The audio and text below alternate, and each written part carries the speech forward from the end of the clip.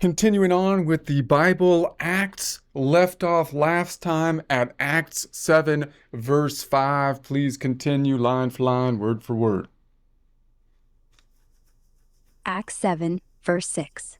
And God spake on this wise, that his seed should sojourn in a strange land, and that they should bring them into bondage, and entreat them evil 400 years. Summary? God says, your family will first be refugees, slaves, abused for 4 centuries, but after that, I'll judge the abusers and bring you home. Point. The promise wasn't instant. It waited through Egypt. So your temple, your now, isn't the end. It's just another delay. God works slow. Ready? Just 4 centuries, huh? No problem. I'll wait that out. Yeah, easy when it's prophecy, hard when it's Tuesday, and you're in chains. But that's the test. Believe it when it's not here yet.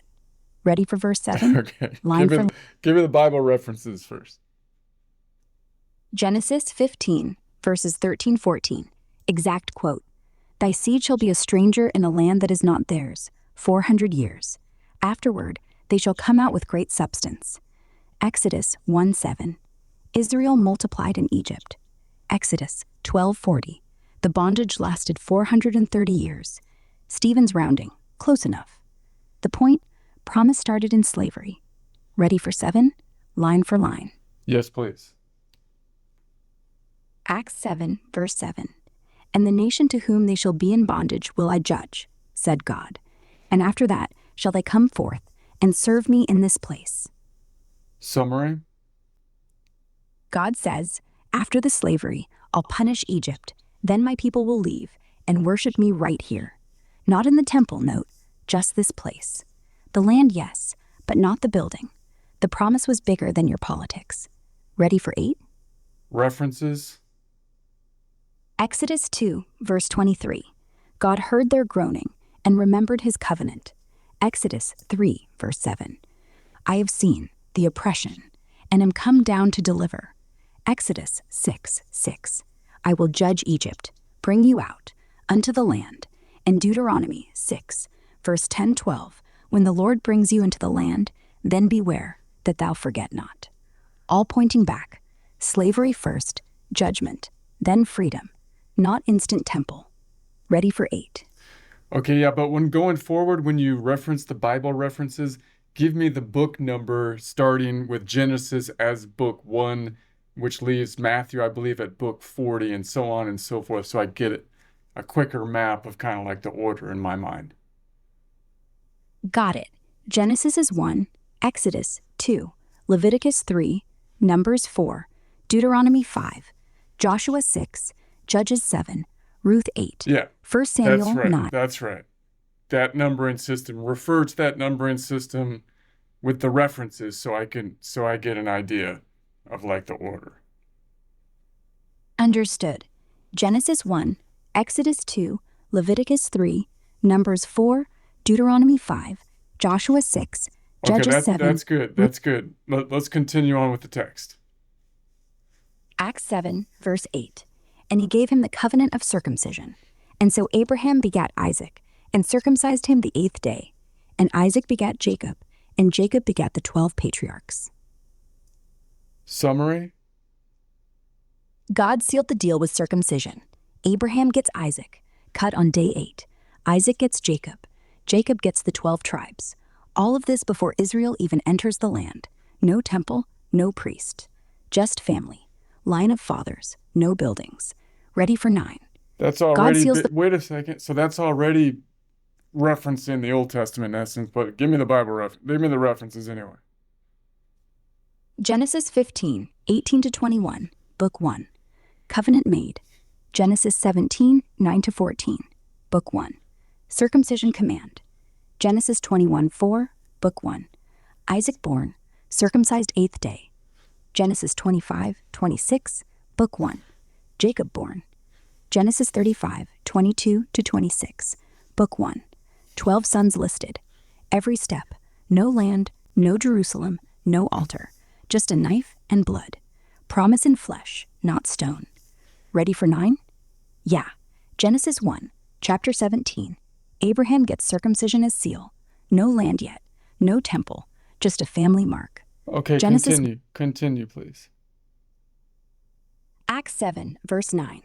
And the patriarchs, moved with envy, sold Joseph into Egypt, but God was with him. Give me a definition of the patriarchs. The big three: Abraham, Isaac, Jacob. The founding dads of the whole thing.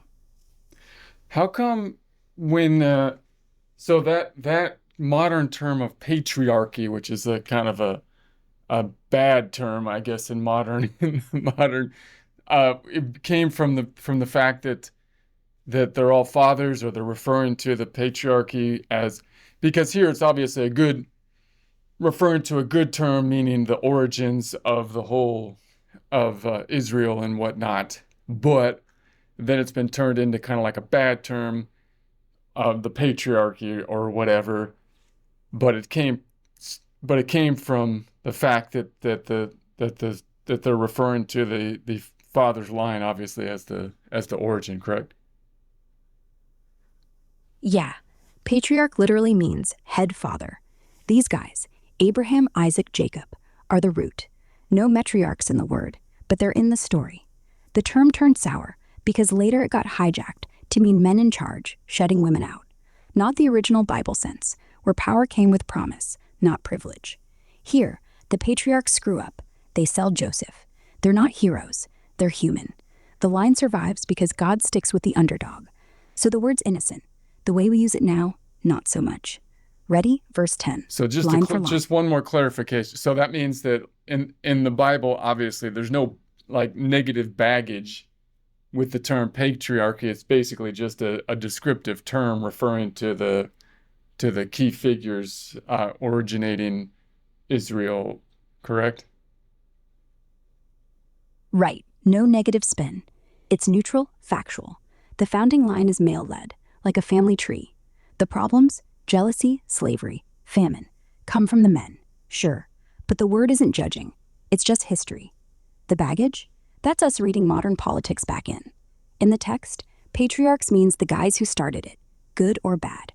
Ready? Verse 10. I got another question here. Like when they came up with the term patriarchy, then I'm wondering, and they turned it into something bad. Like words change over time, and that's natural. But sometimes it's on purpose too, right? Like they take someone's name and then they make it a slur or something like that. Common move. Was it when they said patriarchy is bad? Were they attempting, you think, intentionally to say that to attack the Bible on that, or was it just a natural change in term?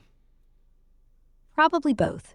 No grand conspiracy, but definitely some activists in the 70s, 80s saw the Bible as exhibit A for male power. Abraham, Moses, David, God himself as father. So they loaded patriarchy with venom, turned male leadership into male oppression. Wasn't always aimed at scripture. Started with kings, priests, husbands. But yeah, the Bible got dragged in because it's the oldest blueprint. Natural drift happens, like awful used to mean full of awe. Intentional? Yeah, when feminists like Simone de Beauvoir or Mary Daly pointed fingers at Genesis, he shall rule over thee, and said, see, this is where it started. So not accident, strategy. But the text itself doesn't defend patriarchy, it exposes it. Patriarchs kill, sell brothers, cheat wives. God's with the losers. Ready? Acts 7, verse 10. Awful used to being full of awe. That's interesting. How did they corrupt that one? Because we still have like awesome, but then we say awful, and it means the opposite. How did that happen? Old English, egoful, means full of fear. Awe was fear of God, basically. Over time, awe split. Good awe, bad awe. Awesome kept the good, inspiring. Awful took the bad, terrible, dreadful. By Shakespeare, it's awful majesty, both. Then Victorian prudes decided awe was holy, so awful slid all the way to gross. No conspiracy, just words drifting like boats. Ready? Verse 10. All right. Joseph's turn. I'm ready. Line for line. Acts 7, verse 11. And the patriarchs envied Joseph, and they sold him into Egypt. But God was with him. Acts 7, verse 12.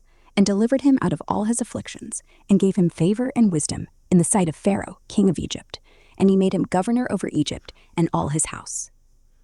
It seems like he's quoting stuff that obviously is for us, the reader, and not for the fellow Jews who all know this stuff pretty clearly, you would think, right?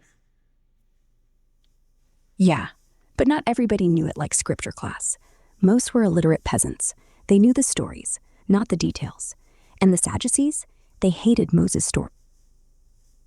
Keep going. Lost you. Keep going. All right, lost you there for a second. Let's keep going with the text. Acts 7, verse 13. And there came a dearth over all the land of Egypt and Chanaan, and great affliction, and our fathers found no sustenance. Okay, so he still repeat. So give me the Bible references. Genesis 1, chapter 41. The famine Pharaoh dreams about. 7 years fat, 7 lean, exact. Genesis 1, chapter 45. Joseph reveals himself. Famine hits Canaan too. Genesis 1, chapter 47. Jacob's family moves to Egypt. 70 souls. Stephen skipping pages. But the priests know. Famine forced them to bow to a slave. God's plan, not their merit. Ready for verse 14? Yes, please. Acts 7, verse 14. Then sent Joseph and called his father Jacob to him, and all his kindred, 70 souls. Summary. Joseph rescues the family, calls in Jacob plus 75 relatives. They move to Egypt, not because they conquered, because famine chased them into a slave's palace. God's power, not theirs. Bible references. Genesis 1, chapter 45, verse 9-10. Pharaoh tells Joseph, call them. Genesis 1, chapter 46, verse 26. 70 souls go down to Egypt. But wait, Stephen says 75. Some Greek manuscripts count daughters or grandsons. Point isn't math. Point is, they went into Egypt, into slavery. Ready for 15? Yes, line for line. Acts 7, verse 15. So Jacob went down into Egypt and died, he and our fathers. Acts 7, verse 16. And were carried over into Shechem and laid in the sepulchre that Abraham bought for a sum of money of the sons of Emor, the father of Shechem. We're just summarizing straight through Genesis here, huh? All right. Give me the Bible reference. Genesis 1, chapter 47. Jacob dies in Egypt. Genesis 1, chapter 49. Jacob blesses sons, then dies. But the burial? Here's the twist. Jacob's body taken back to Canaan. 49:30. Abraham buys the cave in Hebron. Book 1, chapter 23. But Stephen says Shechem? Yeah, Jacob bought a plot in Shechem. Book 1, chapter 33. And Joseph's bones later buried there. Joshua, book 6, chapter 24. Stephen's mashing two burials. Abraham's purchase, Jacob's grave, to make a point. Dead men end up in the dirt, not in temples. Ready for 17? Just let me, before, this is an early indication that they thought the bodies were important, even though we're kind of assuming that at least a good part of them obviously believed in some kind of afterlife, but the body still was kind of important. So that was a still important thing, possibly because of this kind of resurrection idea that's somehow incorporeal or something like that. Even so, and he was in Egypt. So, and when they shipped him, when they had to take him back, then they actually embalmed him like a mummy to some degree to preserve, at least partially so, which is kind of an unusual practice for Jewish practice, I would think, right? So that's kind of interesting. And then they still, even today, even though you would think that most of them would believe in a spiritual kind of thing, that the body still seems kind of important to place it properly. Now, Is that because of a belief in like some kind of incorporeal afterlife or resurrection, or is it just tradition? Yeah, body's always been a big deal. Not because the soul needs it, because the promise was resurrection. Flesh and blood, not ghost, not vapor. Isaiah 23, chapter 26:19. Thy dead men shall live. Together with my dead body shall they arise. So the corpse isn't trash, it's seed. Plant it wrong, no harvest. Embalming Joseph? Egyptian trick, sure. But Jacob says, bury me in Canaan, so they mummify just enough to haul him back. Weird for Jews, usually bury same day, no coffin. But desperation. And today, Orthodox still bury fast, plain pine box, no marble. Why? Not to show off, to let the body rot clean, return to dust, wait for trumpet. Reform? Cremation okay for some, less literal. But the old instinct, don't burn the seed. Tradition plus theology. God buried Adam in paradise. Resurrection starts there. So yeah, body matters. Not magic, just memory. Ready for verse 17? So it's basically like they're not trying to preserve the body like in Egypt, typically, although they just wanted to preserve it to move it. Otherwise, it would be an unpleasant trip, I would guess, or more unpleasant than you. But anyways, so they don't, because they're not like embalming it typically. They're gonna let it decay in a standard, box. But it's something. It's kind of akin to planting a garden or something like that. They think that you got to properly plant the body in the right spot, and that's has importance. Yeah, exactly. Not preservation for looks, not mummification for eternity, just logistics. Keep it fresh for the ride, then plant it where God said. Body's dirt now, seed later. No perfume, no pyramid, just grave. Like a farmer buries wheat, rots, sprouts, harvest. Egyptians wanted forever. Jews want someday. Difference is huge. One fears death, the other waits for it. Ready for verse 17, line for line. Yes. Acts 7, verse 17. But when the time of the promise drew nigh, which God had sworn to Abraham, the people grew and multiplied in Egypt. Summary. As the clock ticks closer to the promise, Israel explodes in Egypt. They're everywhere, louder, harder to ignore. Exactly what Pharaoh fears. Ready for 18? References. Exodus 2, chapter 1, verses 7-12. Israel grew mighty, multiplied, waxed exceeding mighty. Pharaoh feared them. That's the growth. Exodus 2, chapter 2, verse 23. The promise. Time draws nigh. Stephen's linking. The more they promise, the more God swells the nation, just before the storm. Ready for verse 18? Yes. Acts 7, verse 18. Till another king arose, which knew not Joseph. Summary. New boss, no memory. Joseph's hero days forgotten. Egypt forgets favors fast. Now the Jews are just a threat. So we're still just going right through Genesis, huh? Give me the references anyway. Exodus 2, chapter 1, verse 8. Now there arose up a new king over Egypt, which knew not Joseph. Book 2. No other source, just the exact moment history flips from welcome to whip. Ready for 19? Okay, so yeah, obviously now we're in Exodus because they forgot Joseph was beloved Yeah. to some degree by Egypt, and now we're in time has passed and they've forgotten that, and now the Jews are going to be thought of as foreign and whatnot, and that's when we will have the whole Exodus story. Okay. Yeah. Joseph's statue gone, his bones buried. New Pharaoh looks out. Who are these millions? They bow to one God, no Pharaoh? Trouble. So slavery starts. The promise wasn't land yet. It was survival. Ready? Verse 19, line for line.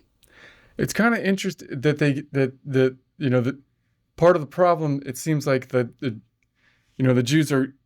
Jewish people are kind of small to some degree, and then and not really, and they follow the rules. It seems like they're not causing too much problem, and then they grow to a fairly large degree, which is fine, but they also want to preserve their independent identity, right? So that seems to be, and then of course the people in power see that as a threat because the numbers are getting large and they're seeing themselves as an independent. They don't. The powers are always saying, man, they're not really uh, participating or fully functioning in the religious rituals, which were like important, and so that's the process that seems to repeat to some degree until, of course, at the point in time now, then you had the actual conversion to a form of Judaism in terms of Christianity after a long time, and then but then that has its own right. Same problem seems to repeat. No. Yeah, it's the same heartbeat. They're growing. They won't bow. Let's crush them. Egyptians said it. Romans said it. Hitler said it. The identity, Torah, Sabbath, kosher, circumcision, looks like rebellion to empires that need one calendar, one menu, one God. And the weird part? The smaller the group, the louder the fear. 100 Jews eating unleavened bread doesn't topple pharaohs, but multiply by 10,000, now it's national security. Same with early Christians. First handful of believers, no threat. Then they hit Rome's cities, refuse incense to Caesar. Suddenly, they're cannibals. Same math. Grow, stay pure, get punched. It's not numbers, it's nerve. Ready for verse 19, line for line. Yeah, let's continue. Acts 7, verse 19. The same dealt subtly with our kindred, and evil entreated our fathers, so that they cast out their young children, to the end they might not live. Summary? Pharaoh got sneaky, ordered the baby boys drowned, genocide on the nursery, to shrink them before they grew. Same old fear. References? Exodus 2, chapter 1, verses 15-16. Pharaoh commands the Hebrew midwives, every son that is born ye shall cast into the river. Book 2. Exodus 2, chapter 1, 22.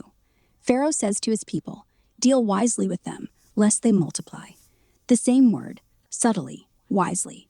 It's not paranoia, it's policy. Ready for 20? Line for line, please. Yes. Acts 7, verse 20. In which time Moses was born, and was exceeding fair, and nourished up in his father's house 3 months.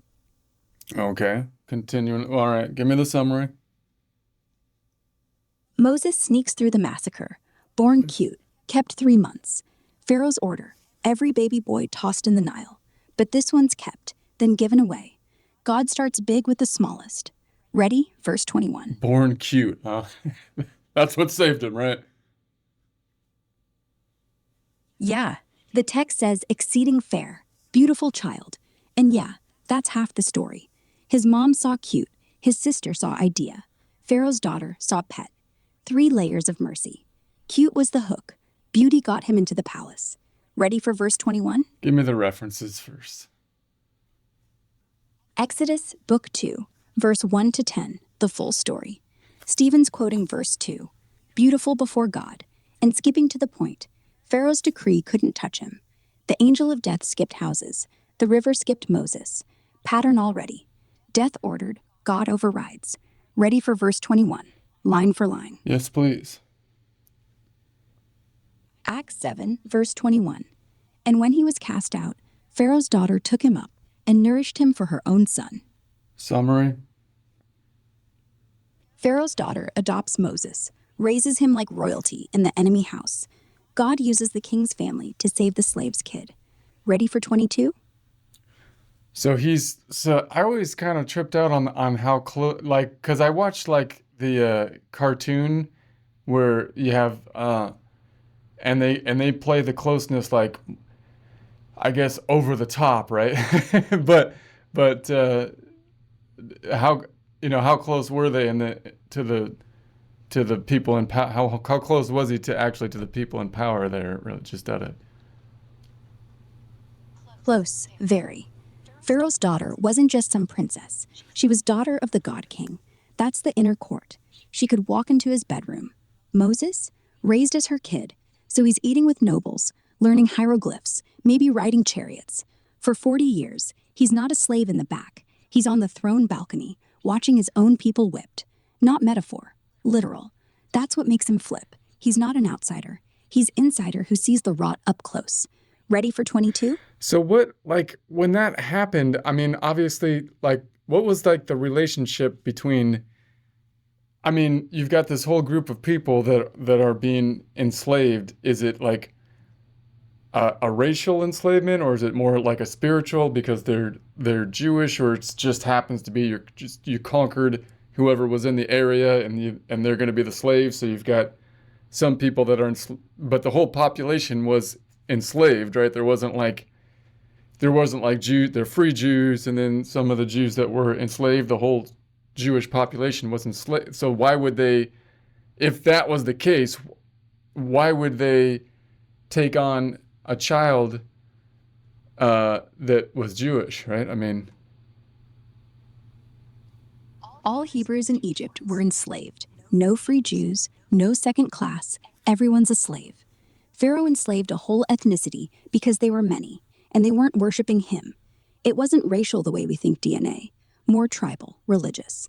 They were Semites, sure, but so were Canaanites, so were Egyptians. The line? One God, no Pharaoh God. That's treason. So why take Moses? Pharaoh's daughter didn't know he was Hebrew. She found a crying baby in reeds. Mom, a Hebrew, put him there with Hebrew's sister watching. Daughter assumes, abandoned kid, probably a poor Egyptian, takes him in. Later, Moses learns the truth. But adoption was legal. Egyptians raised foreign kids all the time. She just wanted a son. She didn't care about circumcision. She named him. Moses means drawn out. And that's it. The twist? She's raising a Hebrew revolutionary in the palace. God's joke. The oppressor feeds the sword.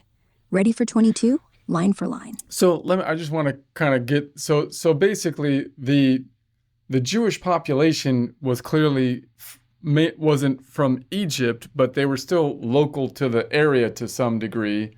Therefore, just ethnically, they would be, similar to the peoples around there, right? The difference between them isn't, as always, even today, most of the time, the difference isn't actually ethnic distance so much as it is family distance, right? Because the chosen people is actually a family, right? So it's not like they're not even really ethnically distinct at the time.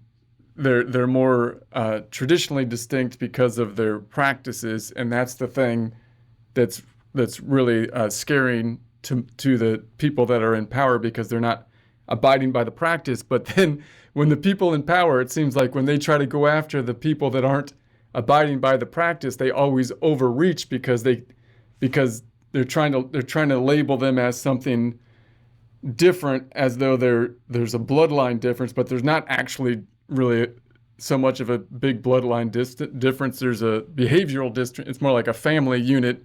Does that make sense, or am I off? Yeah, you're spot on. Egypt and Canaan, same neighborhood, same blood, same Semitic roots. The Hebrews aren't aliens from Mars. They're cousins, same granddad, different habits. Abraham was Chaldean, Isaac Canaanite turf, Jacob married locals. By Moses, they're basically local with a bedtime story. We came from Ur. No DNA test needed. What freaks Egypt? Not skin, not even blood. It's the code. They won't bow. They keep Sabbath. Don't eat pigs. Don't say Pharaoh lives. That's defiance. And Pharaoh's like, if they're this close to us, same blood, and still won't play, imagine if they grow.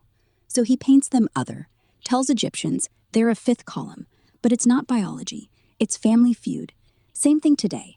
Israel isn't racially Jewish. Ashkenazi, Sephardic, Ethiopian, American, mix. The us isn't genes. It's Torah, Shabbat, circumcision, the practice pack. Outsiders say race when they mean refusal. And yeah, they overreach because the gap isn't skin deep. It's soul deep. Ready for verse 22, line for line. So just one more thing on this. That would mean, from the Egyptians' point of view, if she was adopting a child, she's probably thinking there's probably like a behavior like behavior versus nurture versus genes versus nurture. What do they call that? Behavior versus what? Because she's probably thinking, well, it wouldn't matter because I'm going to raise this kid. I don't care where the kid's from, and I'm going to treat the kid well. It's going to be my kid. I'm going to give kids everything that he could possibly want. I don't, so that she wouldn't care where, and she would basically think that she would be, the kid would be raised Egyptian at that point, and right, and it wouldn't. Would that be her thought process? Yeah, she's not adopting a race. She's adopting a kid. To her, origin's irrelevant. Palace kids come from everywhere. Nubian slaves, Persian traders, local orphans.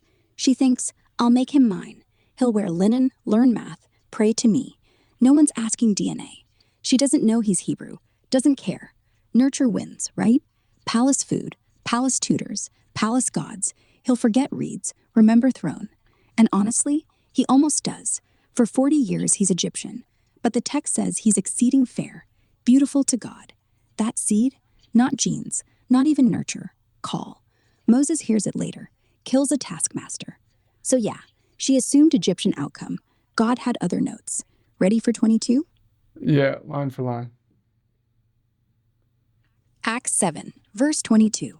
And Moses was learned in all the wisdom of the Egyptians, and was mighty in words and in deeds. Summary. Moses gets top-shelf Egyptian education. Math, magic, military, plus killer charisma and strength. Pharaoh's grandson with street smarts and God sense.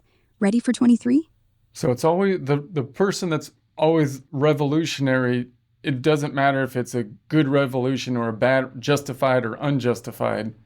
It's usually the educated, right? I mean, we kind of think that it's not, but it typically is, right? Yeah, almost always. You don't storm the palace without knowing how palaces work. Moses, Egyptian PhD. Jesus, rabbi trained. Luther, priest with Latin. Che Guevara, doctor. Even terrorists, engineers, lawyers, chemists. Knowledge isn't power, it's the map. The illiterate start fires, the educated aim the wind. Ready for 23, line for line. Yeah. Acts 7, verse 23. And when he was full 40 years old, it came into his heart to visit his brethren, the children of Israel. Summary. Moses hits 40, prime time, and the itch starts. He's Egyptian prince, but suddenly remembers he's Hebrew. Goes to see his real family, the slave yards. Not a social call, a gut check. Ready for 24. At 40, Moses Wait, give me can't the ignore it references. anymore. Give me the references. Exodus, Book 2, verse 11. It came into his heart to visit his brethren. That's the moment. Moses at 40 isn't in the text, but Stephen adds it. Some Jewish tradition has him fleeing at 40, return at 80. But the visit, exact. Ready for So 24? he added something that wasn't in the text. What? All, just his age? Yeah, Stephen's filling gaps. Exodus doesn't say 40. It just says, when Moses was grown, he went out. But Jewish oral tradition, later written in Midrash, says he killed the Egyptian at 40. Stephen's audience would have heard that. He's not inventing. He's preaching shorthand.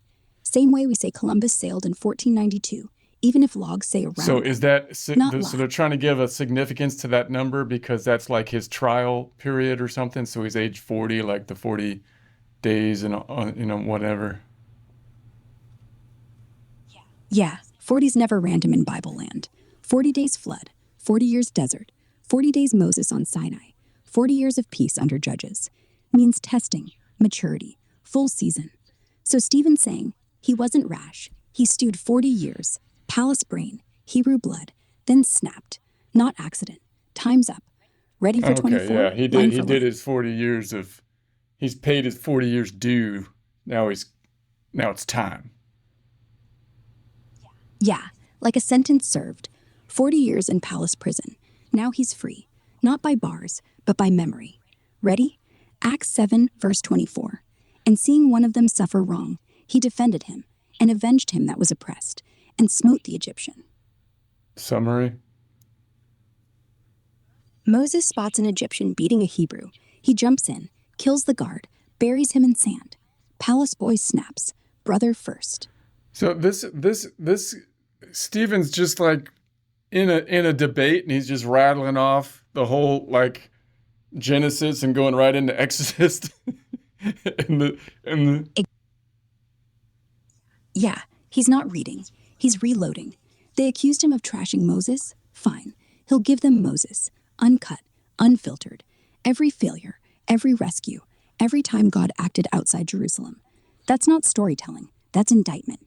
You love Moses? Meet the man who murdered. Ready for so 25? he's and maybe he's also doing a little bit of like, I'm not some stupid person, right? I know my stuff here. Maybe is that part or Yeah, he's flexing, sure, but not ego. He's saying, "You call me blasphemer? I'll school you on the law better than your scribes." Same way a surgeon might say, "You think I don't know anatomy?" He's not bragging, he's building.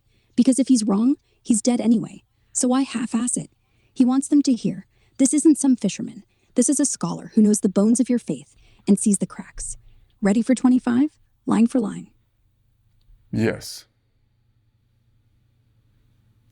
Acts 7, verse 25.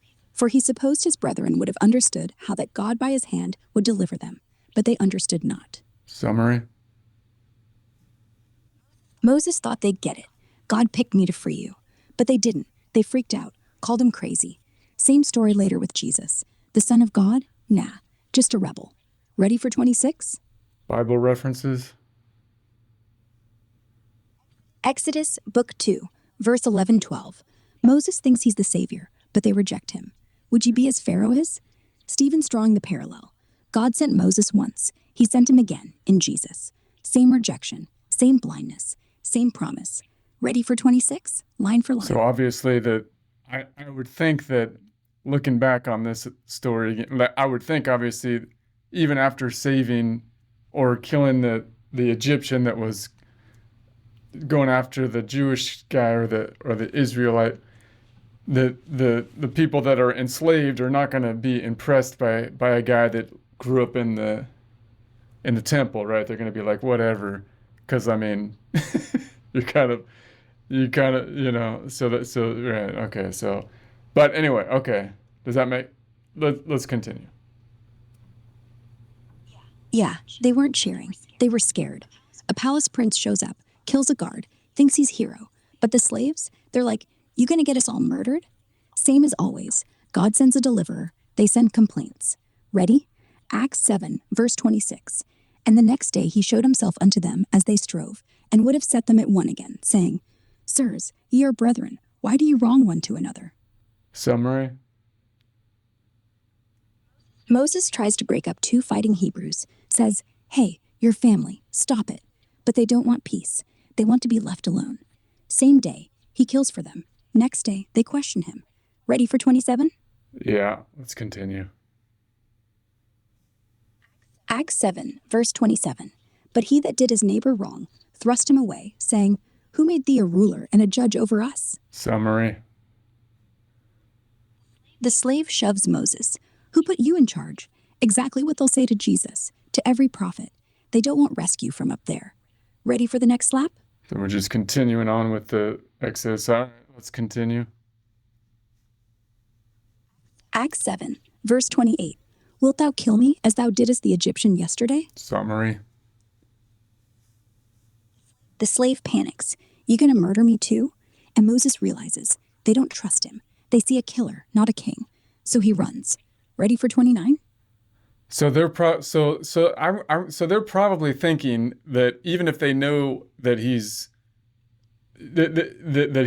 part of their people, he's still thought of as a prince. So they're probably just thinking this guy's just doing whatever he wants to do because he's a prince, right? Yeah, he's got the worst of both worlds. They see a prince in a fancy robe, not a brother. And princes don't bleed with him. So when he kills for them, it's not hero, it's arrogant. They don't know he's running from Pharaoh too. They think he's playing savior from the balcony. Come to gawk is what they're thinking. That's why he flees, not just fear, shame. Ready? Verse 29, line for line. All right, I'm ready. Acts 7, verse 29. Then fled Moses at this saying, and was a stranger in the land of Madian, where he begat 2 sons. Uh, okay, so it's interesting that Moses like on the run, you know, like gets married, and then right, it seems like an odd uh time frame, you know. 40 years on the run. Yeah, he settles. Why? Because exile isn't vacation, it's waiting. And Midian? Desert town, sheep, no pharaoh, no slaves. He marries a shepherd's daughter, has kids, becomes a nobody. That's the point. God doesn't raise a ruler, he raises a man who learns silence. Same way Jesus learned nails.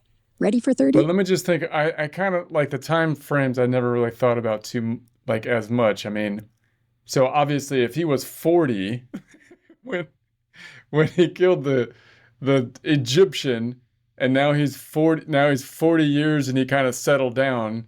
So now he's 80. Okay, yeah, I've thought about this before, right? So now he's so the age thing is a little crazy for modern standards, but it's one of those. He's a long living dude. Yeah, 80's old. But back then, 80 wasn't impossible. Moses lived 120, 40 in palace, 40 on the run, 40 leading. Same pattern. He's not old in the story, he's seasoned. Like wine or steak. Exile wasn't downtime, it was boot camp. Sheep teach patience, deserts teach dependence. Pharaoh taught power. Now he's ready.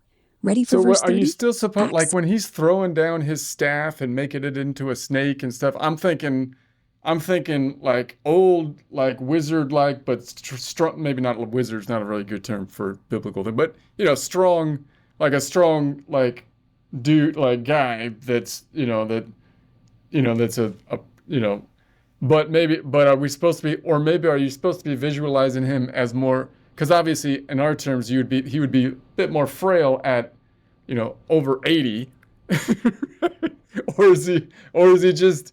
It's just he's living long because he's one of those guys that just lives long, so he's still like a pretty, like he would be like looking like a 50-year-old, dude, maybe like in our standards, because he was living because he was like blessed and whatnot, and he was doing his thing. Yeah, he's not Gandalf. He's tough, not frail.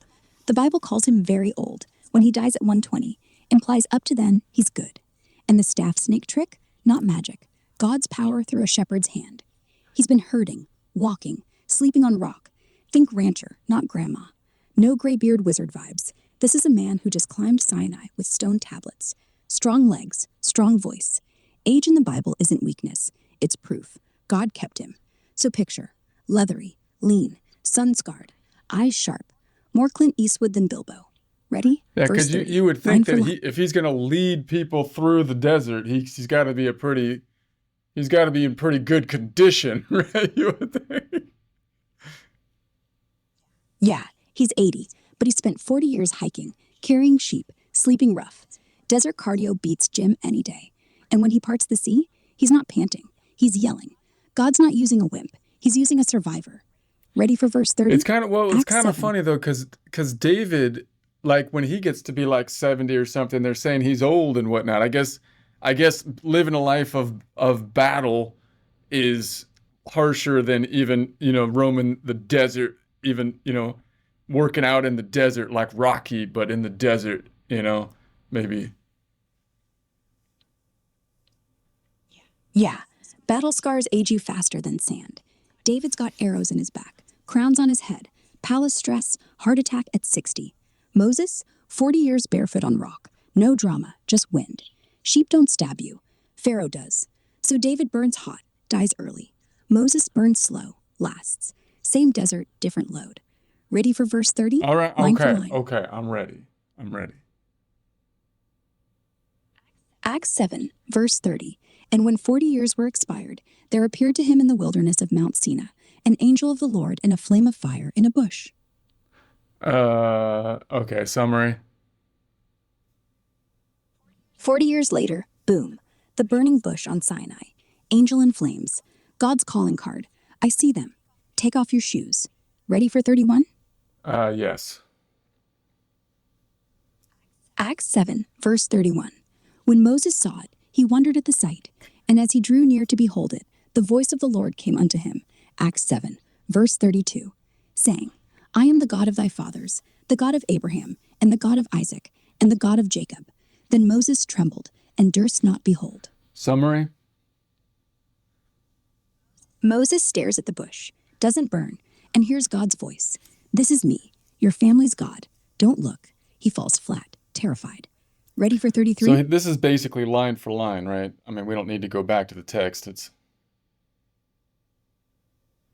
Yeah, this is straight from Exodus, Book 2, Chapter 3, verse 2 through 6. Almost word for word, no additions. He's giving them the scene.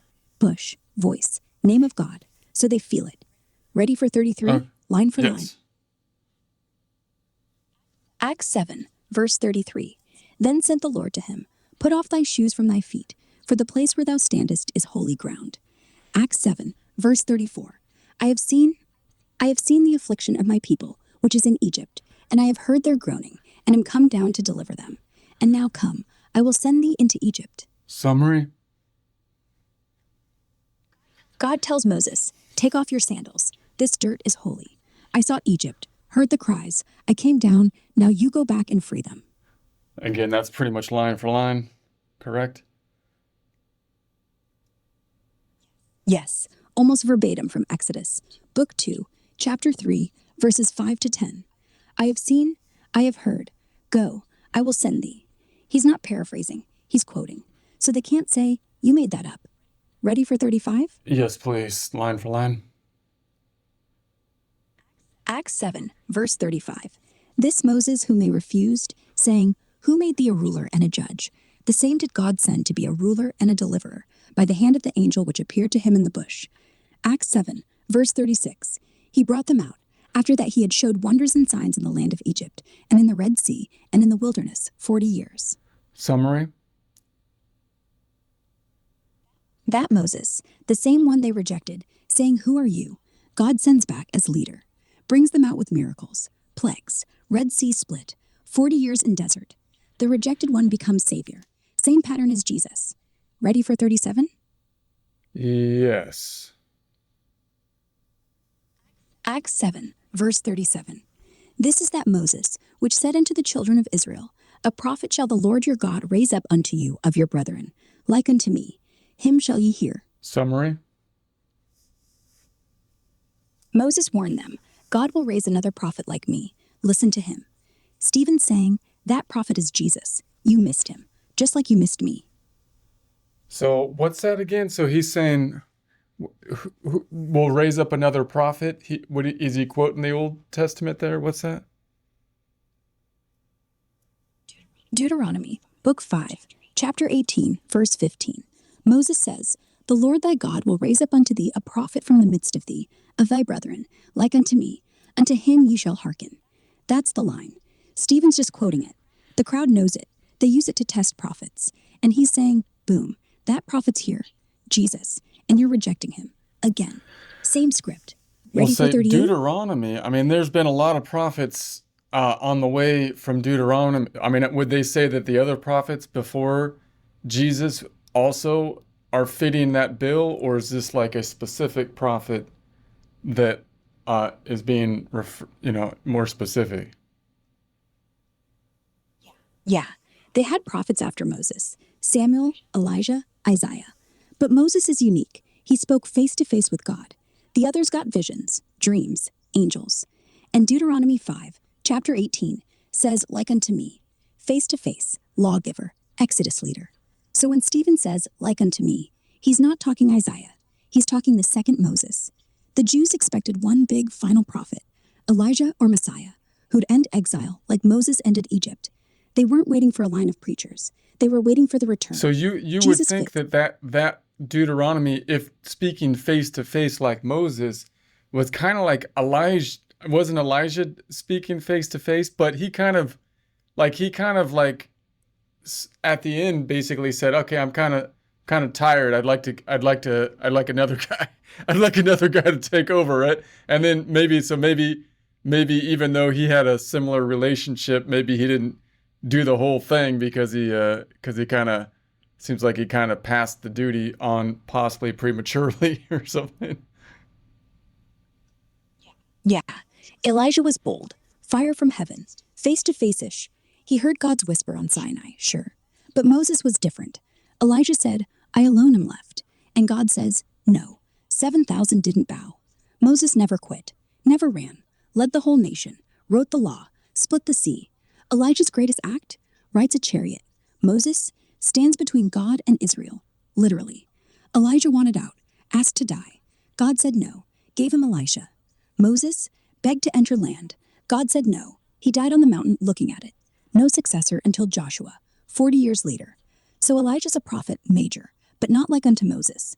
Only Jesus matches the full kit. Law, Exodus, face to face, rejection by his own. Deuteronomy wasn't looking for a relay. It was looking for a finish.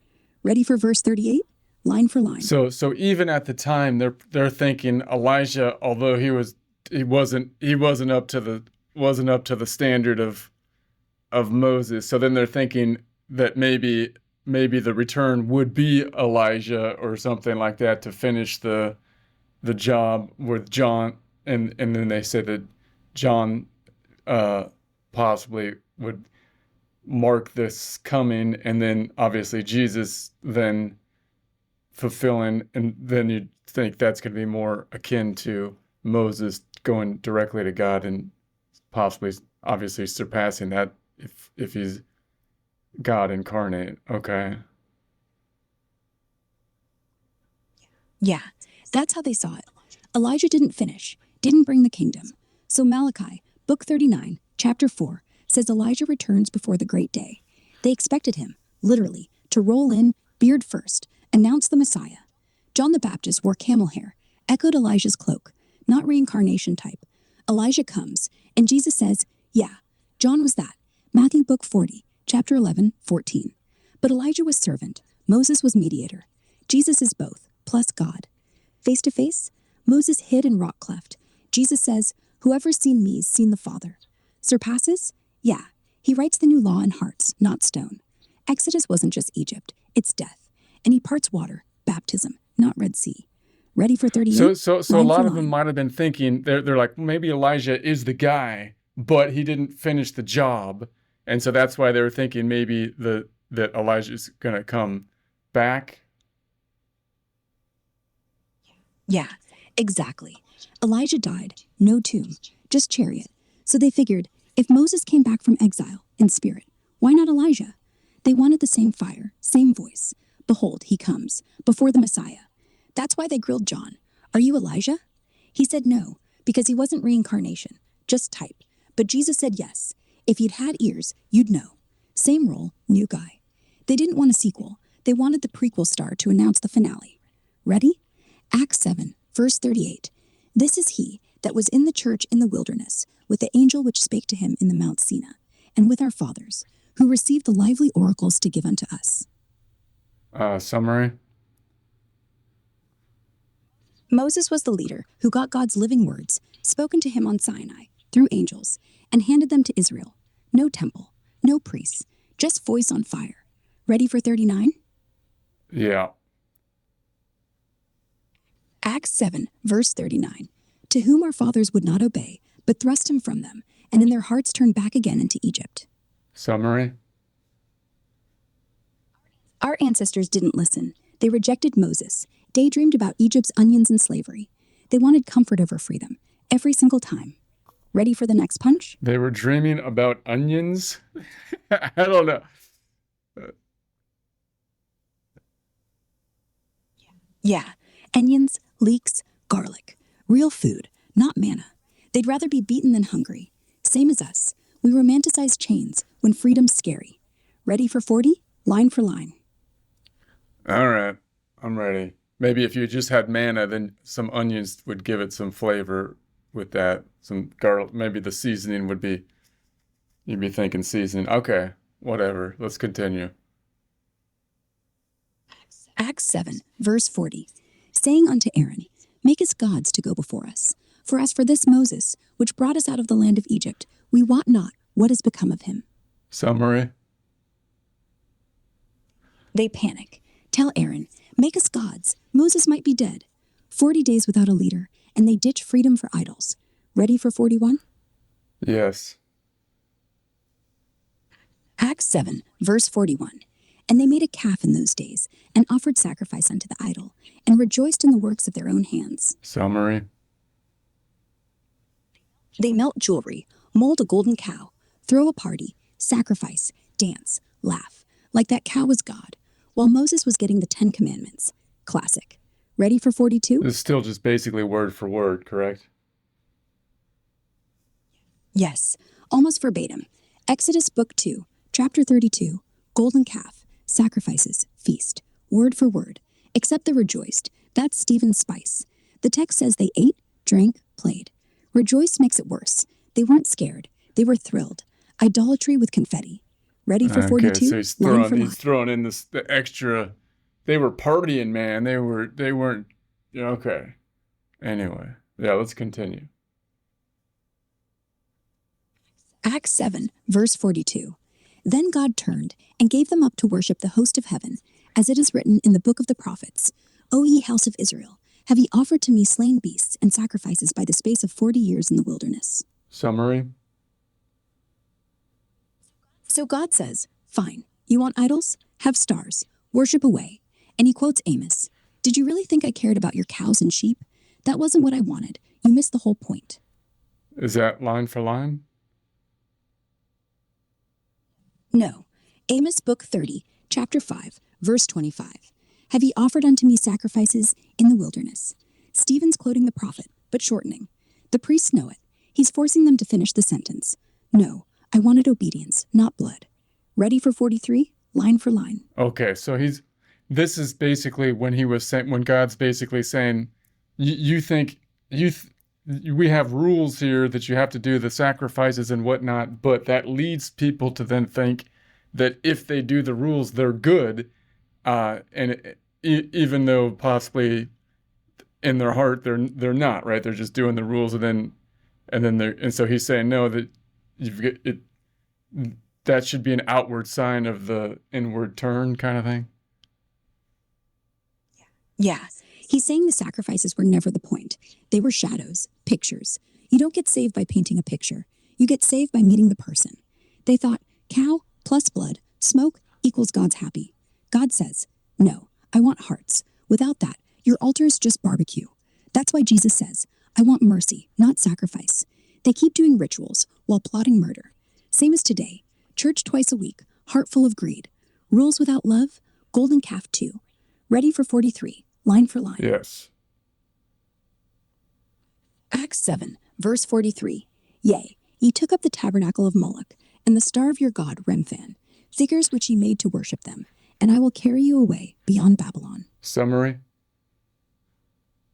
They built shrines to child-killing demons, Moloch, Remphan, and God says, fine, enjoy your gods. I'll exile you further than Egypt, all the way past Babylon. So now, of course, they're turning away, and so what time frame did he jump? Where are we at on the time frame right now? Because it seems like we were getting the laws, and now we're getting close past Kings. I mean, to where Babylon is. Yeah, he skipped Moses, wilderness, golden calf. That's Exodus, Numbers, Deuteronomy. Then boom, Amos, prophets, Babylon. That's 800 years later. He's not chronology, he's pattern. Every time they get rules, they break them. Every time they get length, they lose it. Every time they get a deliverer, they crucify him. So from wilderness idols to Assyrian Babylonian idols, same heart. And Babylon? That's the exile. Jeremiah, book 24. Temple gone, Jerusalem gone. Same punishment for same sin. The priests listening, they know. God said, if you do this again, like you did with Moloch, I'll scatter you. And they're doing it now with Jesus. So obviously, in his argument, he's pointing out all the problems that happen, basically. And so obviously he skipped all the parts where they were doing good, right? Like Joshua was basically obeying the law for the most part. And then you've got the kings that, David, and then that did well, and then Solomon to some degree, and then it went down, and so he jumped to the point where it's going down again because that serves his purpose of what he's arguing right now, correct? Yeah, he's not writing history. He's making a point. And the point isn't they were sometimes good. The point is, even when they were good, it didn't last. David dances with the ark. Great. 2 chapters later, Bathsheba. Solomon builds the temple. Stunning. Next, foreign wives, idols. Joshua? Yeah, obeyed, conquered, died, and boom, judges. Every high ends in crash. So why skip the ups? Because the downs prove the pattern. God gives land, law, leaders, you still rebel. You don't need the good stuff to see it. Stephen's saying, look, you had the ark, the temple, the prophets, and still golden calves, still stargazing. So what makes you think Jesus is the problem? Ready for verse 44, line for line? Yes. Acts 7, verse 44. Our fathers had the tabernacle of witness in the wilderness, as he had appointed, speaking unto Moses, that he should make it according to the fashion that he had seen. Summary? Israel got a portable tent, the tabernacle, built exactly like God showed Moses on the mountain. But here's the thing. It moved. No fixed address. God wasn't stuck in one spot. Ready for 45? So now, of course, his argument once again is that you're tying too much emphasis to a particular location, to the temple, which kind of makes sense because the cloud was touching down there. But he's saying, hey, look, even at the beginning point, that thing, we were mobile. Even at that point, it's not about the place; it's about the presence. Maybe does that seem correct? Yeah, exactly. The tabernacle wasn't a building. It was a tent. Put up, taken down, carted through sand. Wherever the cloud went, God was there. No stone foundation, no city walls, no Jerusalem. So when they scream, he's attacking the temple. He's like, the temple was never the deal. We started with a backpack. The presence moved. God never said, build me a palace. He said, follow the cloud. And even later, when Solomon built the real thing, guess what? Cloud still filled it. Not bricks. Presence. They're fighting for real estate. He's fighting for memory. Ready? Verse 45. Even when he built the temple, it was almost like, I mean, correct me if I'm, it was almost like David wanted to build the temple to God. You know, it was almost like a tribute, like he wanted to build the temple to God, and God's like, well, no, you can't build the temple because, you know, you've shed blood and whatnot, so we'll have Solomon build the temple. But it seems like, if I'm remembering, it's not like, it didn't seem like God was like so much like, he gave the directions and whatnot, but it kind of seemed like it might have been, did it actually start from David that actually said, I want to build you a temple out of reverence, or was it coming from God divinely down first to say, your son will build me a temple? It kind of seemed like David took the initiative, like, you know.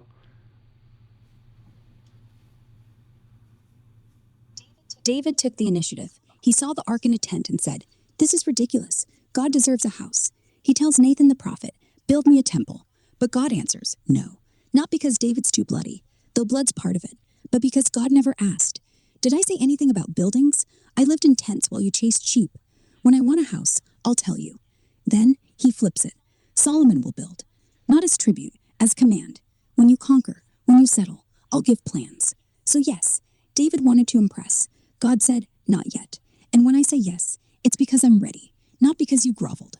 Same as tabernacle, mobile, temporary. Even the temple was a concession, not the vision. Ready? Acts 7, verse 45, which also our fathers that came after. Well, wait a second. So it's almost like, so you could make the argument that the idea that the temple was the central foundation was actually not God's plan so much, right? You could make that argument because obviously that's what he's making. That's the argument he's making, right? It wasn't a tent, and then David wanted to give a tribute of the temple, and then God came back and said, okay, well, your son will do it, and then he gave the plans to do it, to say, basically saying, I'll accept this tribute and whatnot, but possibly they put more emphasis on it than then was proper? Exactly. The temple never was the plan. It was damage control. They settled, kings got rich, God said, fine, build. But remember, I fill it, you don't control it. David wanted monument, God wanted obedience. And look, Solomon prays at dedication. Heaven and heavens can't contain you, how much less this house? Even then, they knew, bricks aren't thrown, cloud is, presence is. Stephen saying, you worship the box, you lost the breath. And when they lost the box, exile. They lost everything because they never learned to breathe without it. That's why Jesus says, destroy this temple, 3 days, boom, body. No walls needed. Ready? Now, wait a Verse second, 45, line wait, for wait. line. So could you make the argument that it is similar to the situation in Judges as we go from Judges to the Kings, where God is saying, hey, look, you guys are better off, having a direct relationship with me, having me govern you, and having a loose relationship rather than a really rigid hierarchical relationship as you would have under a king. And the people are like, no, we want a king. And then God's like, okay, and he gives the king, which lasts for some time, and then it kind of falls apart, which it would be, you would think, inevitably kind of the plan, or inevitably what would happen over time given the nature of man. And so maybe this, could you make the argument that the same thing is happening here, where God's like, well, the temple's not a big deal. That's not really the thing. It's your heart that's basically the thing. But you want to tribute to me as a temple, so I'll tell you how I want it done. Yeah, spot on. Same script. Judges. No king, no central seat, just judges, prophets, local. God says, I lead through you. They say, nah, we want a man on a throne. God to Samuel, warn them. They don't care. So Saul, then David, then disaster. Temple's the same rerun. Make me a house, David begs. God shrugs. Did I ask? But humans like symbols, big, solid, visible. So God says, okay, but the cloud still chooses when to leave. And boom, Solomon builds, glory fills it. Then they start thinking the cloud needs them. They trim it, sell out. So temple isn't God's idea. It's Israel's insecurity. If we build it, he'll stay. Like a kid building a Lego god so he won't leave. But God's not Lego. He's wind. And wind doesn't sit. You're right. Both times, the structure collapses because man corrupts structure. The heart? That's the only building permit God ever signs. Ready for 45? Line for line. Yes. Acts 7, verse 45. Which also our fathers that came after brought in with Jesus into the possession of the Gentiles, whom God drove out before the face of our fathers unto the days of David. Summary. Joshua leads the tent temple into Canaan. God kicks out the locals so Israel can have the land. And even then, no fixed house, just a mobile shrine carried by the next generation. It wasn't about a city. It was about obedience. Ready for 46? Give me the references first, please. Joshua Book 6. Conquest begins. Tabernacle pitched at Shiloh. Joshua 18:1. But note, it stayed a tent even under David. God only allowed stone building in 2 Chronicles Book 14, Chapter 5, Solomon's temple. So from Joshua to David, tent. No fixed address. Ready for 46? Yes. Acts 7, verse 46. Who found favor before God and desired to find a tabernacle for the God of Jacob. Acts 7, verse 47. But Solomon built him an house. Acts 7, verse 48. Howbeit the Most High dwelleth not in temples made with hands, as saith the prophet. Acts 7, verse 49. Heaven is my throne, and earth is my footstool. What house will ye build me, saith the Lord? Or what is the place of my rest? Acts 7, verse 50. Hath not my hand made all these things? Summary. David wanted a house for God. Solomon built it. But God says, I don't live in boxes. Sky's my throne, earth my footstool. What house could you give me? I made it all anyway. References. 1 Samuel, Book 9. David, not yet king, desires to find a tabernacle. Tabernacle, tent. 2 Samuel, Book 7. God refuses David. 1 Kings, Book 8. Solomon builds it anyway. Isaiah 23, chapter 66, verses 1-2. Exact quote, Heaven my throne, earth my footstool. Acts is stitching. David tries. Solomon forces. Isaiah corrects. You can't house me. Ready for 51? Yes. Acts 7, verse 51. Ye stiff-necked and uncircumcised in heart and ears, ye do always resist the Holy Ghost. As your fathers did, so do ye. Stiff-necked and uncircumcised. What an insult. Yeah, he's done playing nice. Stiff-necked, like oxen too proud to turn.